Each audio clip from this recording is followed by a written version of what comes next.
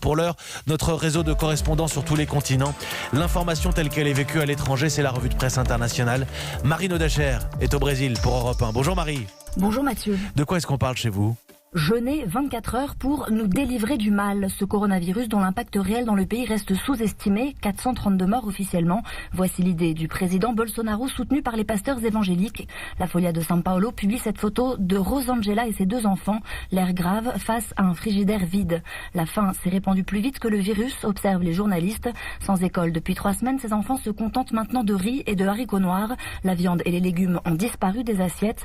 À São Paulo, la malnutrition menace plus de 600 000 familles en situation d'extrême pauvreté et parfois sans argent pour acheter du gaz pour cuisiner. Une idée redondante car à cause de sa politique, les pauvres jeûnent déjà contre leur volonté. Et le Covid-19 remercie Bolsonaro car il adore les gens au système immunologique affaibli, dénonce le journaliste Leonardo Sakamoto. Merci Marie Nodacher à Sao Paulo. Bernard Delattre est à Tokyo pour Europe 1. Bonjour Bernard. Bonjour Mathieu. Qu'est-ce qui fait débat au Japon ?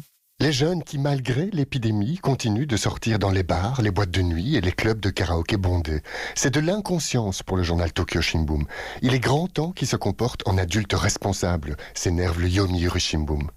Plus généralement, le concept de distanciation sociale a du mal à prendre au Japon. Ça, c'est le constat de l'agence de presse Kyodo. Ici, aucun confinement n'a été imposé, mais les autorités demandent aux gens de limiter au maximum leurs déplacements. Ce que 80% disent faire dans les sondages, et en même temps, les parcs sont remplis de promeneurs venus admirer les cerisiers en fleurs. Les Japonais restent sourds aux appels à la prudence pour le quotidien Nikkei. Le Japan Times confirme, ils ne prennent pas ce virus au sérieux. Ce qui fait dire au Mainichi Shimbun que le Japon court à la catastrophe sanitaire. Bernard Delattre à Tokyo pour Europe 1 où l'on parle aussi relâchement, vous le découvrez ce matin, le Japon. Charlotte Simonard est au Kenya.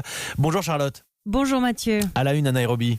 Eh bien ici on s'inquiète pour les animaux sauvages. Depuis que les touristes ont déserté les parcs nationaux suite à la pandémie, les fonds s'amenuisent pour la protection des animaux. Certaines espèces nécessitent une surveillance 24 heures sur 24. C'est le cas des rhinocéros décimés pour leurs cornes. Mais les équipes de garde pourraient s'alléger à cause de la crise et les braconniers vont en profiter. Le Daily Nation, grand quotidien kényan, tire la sonnette d'alarme. Tous nos efforts pour sauver les rhinocéros pourraient être mis à mal en quelques mois, peut-on lire. Les populations locales impliquées jusqu'ici dans la protection de la faune pourraient finalement devenir complices des braconniers pour gagner quelques shillings, la monnaie locale. L'autre quotidien kényan de Standard annonce des attaques massives ces prochains mois en Afrique de l'Est. Charlotte Simonard au Kenya pour Europe 1. Voilà la revue de presse internationale, le Brésil, le Japon et le Kenya. Tous les matins, nos correspondants sur tous les continents.